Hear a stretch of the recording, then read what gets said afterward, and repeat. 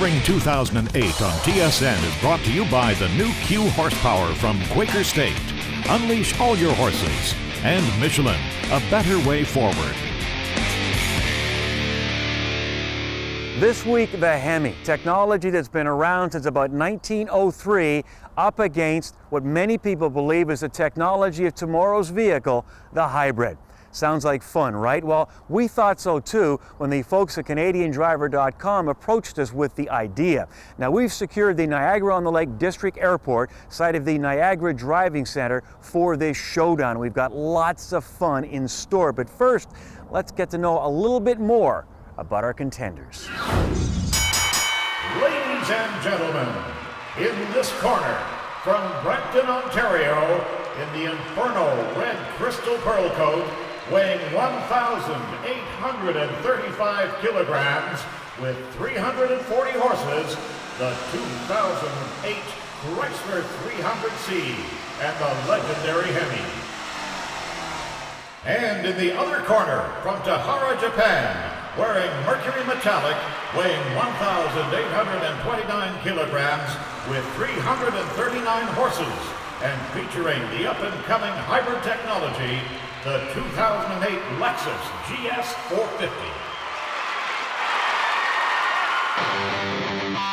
We wanted to make sure that both cars are driven by the same person in order to have comparable information between both cars. So we were lucky to have Rob McDonald, a former Formula Atlantic racer, come and help us out today. It's pretty interesting, no question. Hemi versus hybrid, you know, these kind of seems like opposite poles we're dealing with here.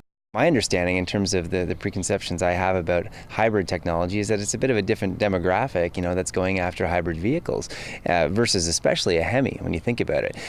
So it's really interesting to put them both in a performance environment to evaluate how they compare, and it's kind of exciting. It's actually kind of nice to know that hybrid technology and high performance is no longer mutually exclusive. So it should be interesting. Well, my feeling is that there's an awful lot of myths about both V8s, modern V8s, and about hybrids. The belief of the general public is that a hybrid is slow and a very conservative kind of car. It is supposed to be extremely economical, therefore it can't have any performance. On the other hand, a V8 is considered to be an overperformer, and there's no thought about the kind of technology that Chrysler is using in this particular Hemi engine, which has four-cylinder shutdown when it's driving on the highway. Well, what we got here is a Vericom system that allows us to evaluate different aspects of the vehicle, mainly in terms of acceleration, braking, and G-force, which is cornering in our case. So it's a very helpful tool.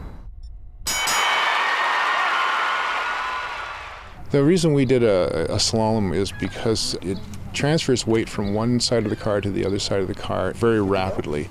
And if a car is going to be have handling difficulties, it will show up on a slalom course.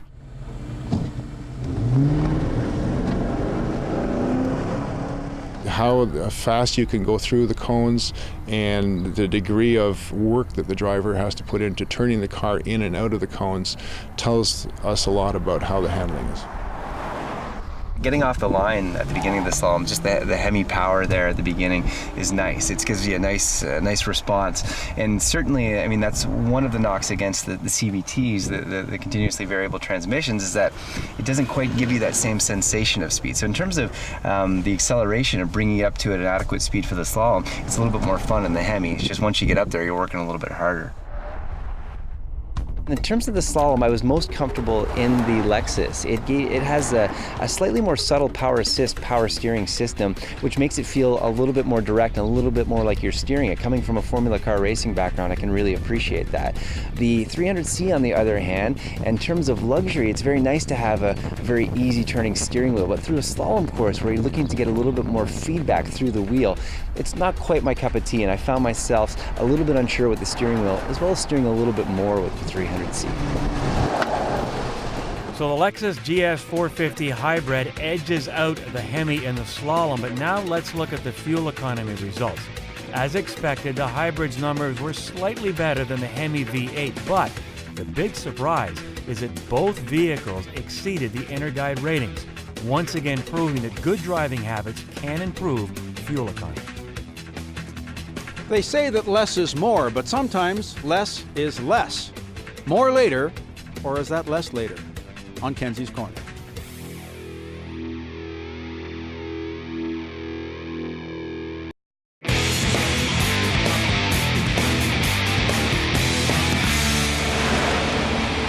This is the second generation Vibe. Now, since picking it up, two things have happened. It's earned a nickname and it's proven to be somewhat of a sleeper.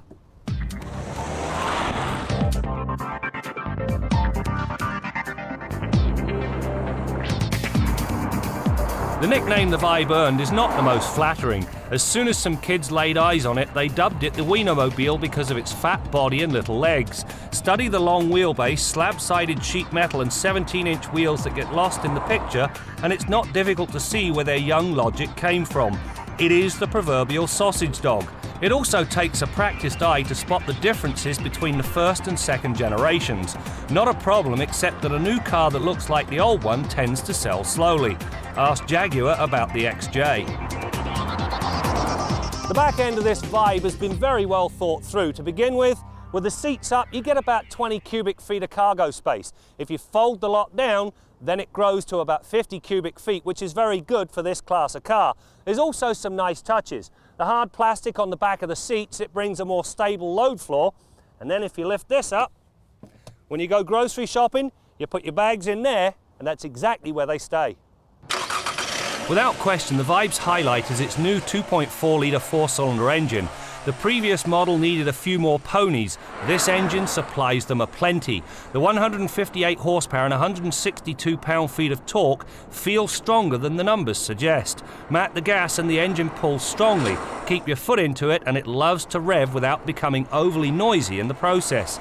It also makes the entry-level 1.8-litre engine seem all but redundant unless price is paramount, because the bigger 4 returns a very good average fuel economy of 9.9 litres per 100 kilometres. The Vibe then shoots itself in the foot.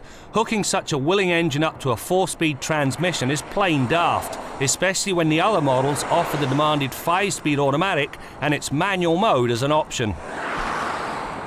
When you get behind the wheel of this Vibe, you find quite a lot to like. The seats are comfortable, the driving position's very good, the monsoon radio, if you upgrade to that, it's well worth the money. The climate controls are nice and large, and you get a 115-volt outlet.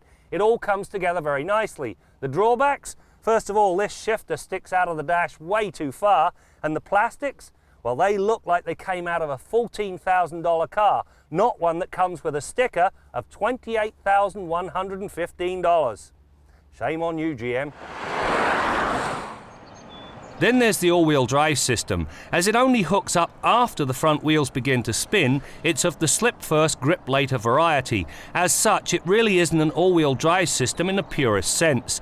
Ultimately, this means the system is less than transparent to the driver when it begins to function, especially on a slick road.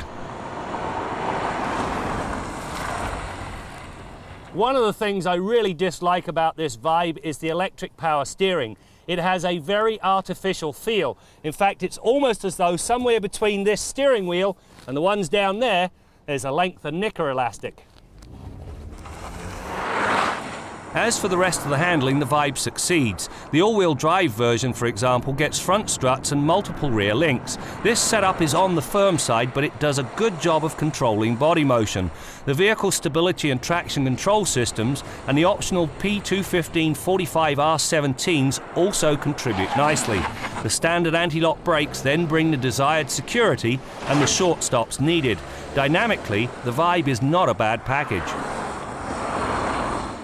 At the beginning, I said this car was somewhat of a sleeper. It's not because it's special, it's because it's a rather somnolent piece. You've got a 4-speed automatic in a world where 5-speed, 6-speed and CVTs rule the day. You've got an all-wheel drive system that really isn't, and a horrible power steering feel. You've also got this chunk of car right here. It's large enough, it creates quite a bad blind spot, especially when you're backing into a confined space. If you can live with all of that, the rest of the car is fine, especially the engine. And by the way, everything I said about this Vibe, well, it applies equally to the Toyota Matrix.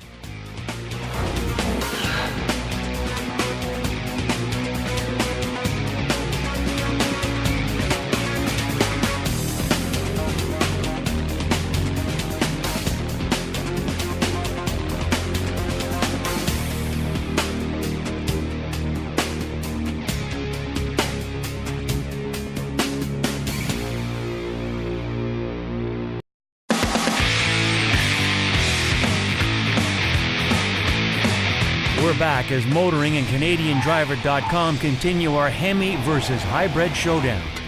You know, with the exception of the number of cylinders, your average driver really doesn't know and maybe doesn't care about the engine under the hood. But you know, most people know what a Hemi is. And of course, Chrysler has used the Hemi as a great marketing tool over the years. And you know, the Hemi technology has been around for a long time, but you gotta figure the Hemi engine of today is a lot different than the Hemi engine of yesterday. Well, let's put that question to our man in the Quaker State Garage, Bill Gardiner. Hey Brad, before we get started, I want to show you my all-time favorite TV commercial. Roll the tape, guys. Hey, that thing got a Hemi? You're about to find out.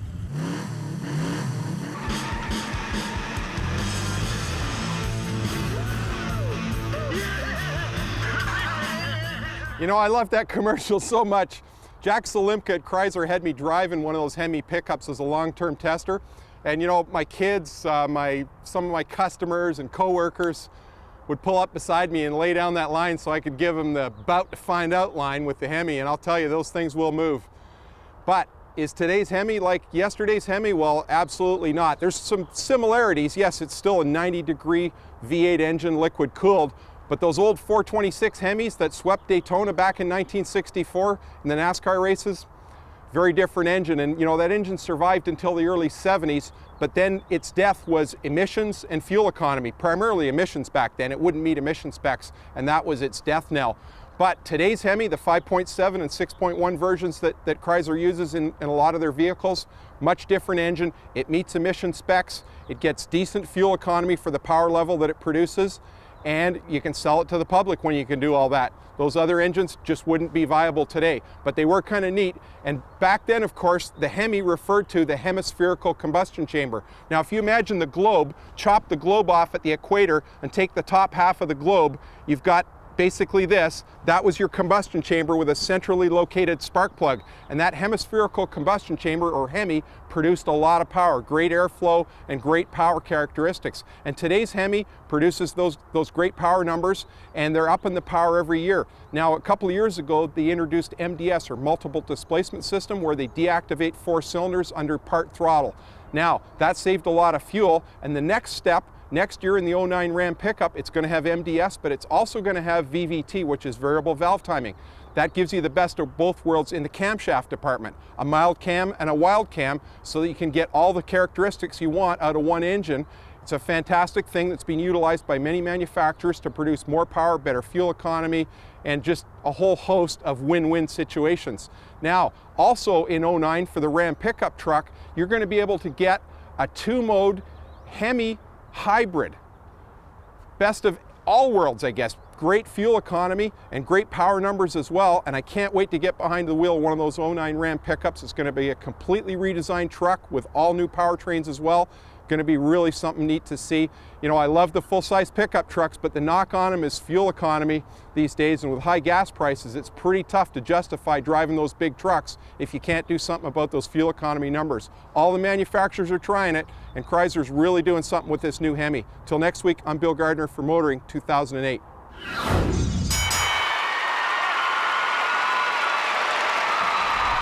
We're back at the airport at Niagara-on-the-Lake, site of the Niagara Driving Center, as Motoring and CanadianDriver.com continue our Hemi versus hybrid showdown. Driver Rob McDonald and the team are now preparing the cars for the acceleration and braking tests. We evaluated the vehicles in terms of how well they can go from a standstill to 100 kilometers an hour. It was very interesting doing that test. After we completed, we were sort of surprised at the numbers. They actually compare very similar in terms of acceleration, but I was kind of surprised at that. Honestly, when you fire up that Hemi and you hear the sound of the engine, it just, you know, it's the way I was raised, that you know, the growl means go, as far as I'm concerned. And so I expected it to outperform the Lexus, but actually the Lexus did very well, and they were within a few tenths of each other to get to that 100 kilometer per hour mark. So for me, the distinction between hybrid and performance, it's starting to blur, and certainly this is the day that made me realize that. Speed. We'll start at 0, obviously. We'll set it to 100 kilometers per hour. And we'll do an auto start here, meaning as soon as I take my foot off the brake and put it on the gas, the clock starts going. Okay, so here we go in 3, 2, 1.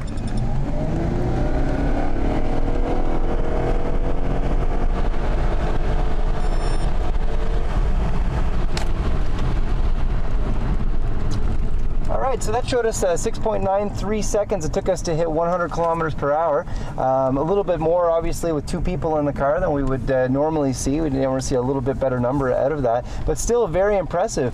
And it pulls very consistent. I mean, obviously, we've got the continuously variable transmission, the CVT, and it's got a very smooth power band. It just continues to accelerate, very constant torque band, and it feels nice. I mean, when I think about hybrid, I don't necessarily think of this kind of performance, so it's kind of nice to see.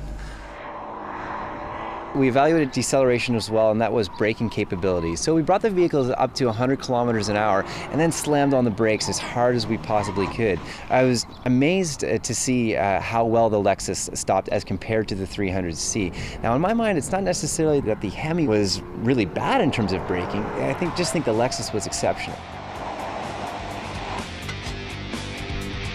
So when it comes to acceleration, there was little difference between the Lexus and the Chrysler. While in braking, the Lexus was the big winner. Still to come though, Hemi power against hybrid technology in a good old-fashioned drag race.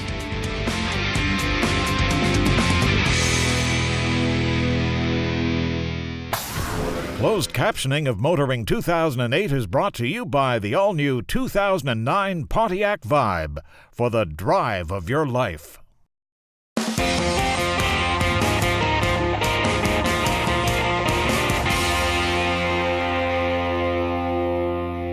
You know, a few people have noticed that I've lost a bit of weight recently. Now, I got married at like 130, but I got up to a high of 192, and that was way too much. So I've been carrying about 180, 185, and I decided, you know, I can get down a little bit, and now I'm about 170. And you know, there was nothing radical here. There was no colon blow. There was no herbal this or magic that. It was just lemon juice and ground pepper on salad instead of dressing. No bread and butter before meals, non-fat latte instead of a regular latte, and it all adds up. Or I should say, it all subtracts. Now, what's this got to do with cars?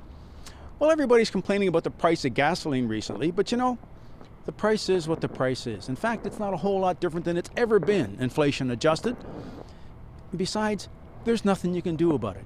You can boycott Petro-Canada all you want, but you're not going to change a thing. But you can change how much you use. I mean, do you really have to drag race that diesel Chevette across the intersection every single time?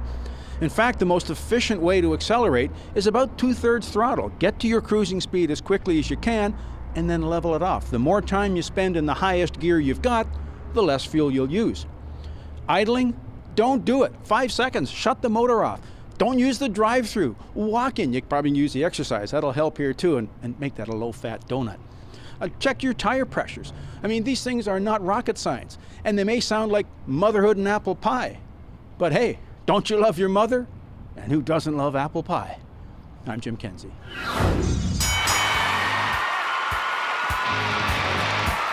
We're back at the Niagara-on-the-Lake Airport, site of the Niagara Driving Center, as Motoring and CanadianDriver.com's Hemi versus Hybrid showdown continues. And we think we have saved possibly the best for last, a head-to-head drag race. But first, let's check out the tale of the tape so far. As you look at the numbers, check out the all-important fuel economy. As we mentioned earlier, both vehicles exceeded the Energuide ratings, but remember, the Lexus, unlike the Hemi, requires premium fuel. The best way, obviously, to really do an honest evaluation of these two vehicles, you line them up to a line, somebody drops a flag, and you go for it. If I had to decide which car was going to win the drag race we plan to have today, I think I'm going to put my money on the Lexus, but it's going to be awful close. Well, you know, if it was my money, I think it's going to be the Chrysler by a nose, you know. When this thing hits 4,000 RPM, I know it just takes off. I think it's going to have what it takes. 3, 2, 1, go! We did 2 runs, and just to ensure that it was fair, me being a professional driver, you being less of one. So the first shot, I drove the Lexus, you drove the 300C Hemi, and I actually got you by a little bit. I do think my reactions might have been a little bit faster than yours. That happens, age thing, it's okay. And but it was very, very, very impressive. Actually, it was a very, very tight race. So I was really curious to get into that Hemi and to see what I could do with that American power there. And so once again, the flag was dropped, and we went for it. And the Hemi power pulled through, man. It came through with like a blaze of glory, and I was able to take you in the Hemi as well. You had to have one in your driveway? Good question. Well, I would have to say, out of the two, having spent most of my university career out in BC, I'm a bit of a tree hugger. I'd say I'd take the hybrid. And now that I know that they can handle like that, I don't have any regrets. Okay, so Rob would put the Lexus in his driveway. As for me, well, we'll get to that in just a moment. First, the big question for me is, what did we learn today? I think the biggest thing is we learned that you do not have to compromise performance with today's hybrid. In fact, that Lexus edged out the Chrysler in a couple of categories. However, don't forget, the Lexus cost over $20,000 more, so you're getting a lot of schmeck in that Chrysler 300. As for me, gotta go with the Chrysler. I mean, I love the design and I love the sound of that Hemi. And you know what?